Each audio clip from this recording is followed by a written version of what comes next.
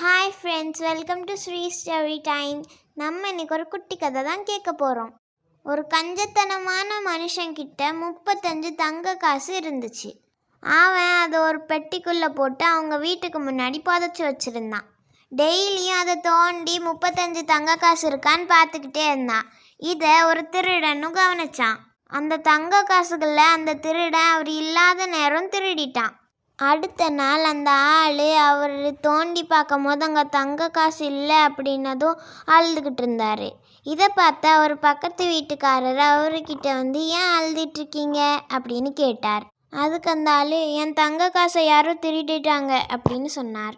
அதை நீங்கள் என்ன பண்ணுறதுக்காக வச்சுருந்தீங்க அப்படின்னு அந்த பக்கத்து வீட்டால் கேட்டார். நான் அந்த காசுல இருந்து 1 ரூபா கூட செலவழிக்க கூடாதுன்னு தான் அதை புதைச்சி வச்சுருந்தேன் அப்படின்னு சொன்னார். அதுக்கு அந்த பக்கத்து வீட்டால் ஒரு கல்லை எடுத்து அந்த குழிக்குள்ளே போட்டார். இந்த கல் தொலைஞ்சு போச்சுன்னா நீங்கள் கவலைப்படுவீங்களா அப்படின்னு கேட்டார். அதுக்கு அந்த ஆள் இந்த கல் தொலைஞ்சு போச்சுன்னா நான் எதுக்கு கவலைப்படணும் அப்படின்னு சொன்னார். இந்த கல் மாதிரி தான் உங்கள் தங்க காசுகளும், அதை நீங்கள் யூஸ் பண்ணாமல் வச்சுருந்தா அதை வச்சு எந்த பலனும் இல்லை. அதுக்கு அந்த திருடனாவது அந்த காசுகளை வச்சு ஏதாவது ஒன்று பண்ணி வாழ்ந்துட்டு போகிறான் அப்படின்னு சொன்னார்.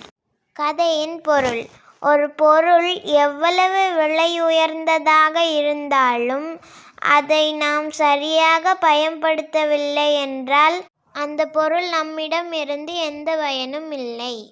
நன்றி. தூக்கம் உங்கள் கண்களை தழுவட்டும்.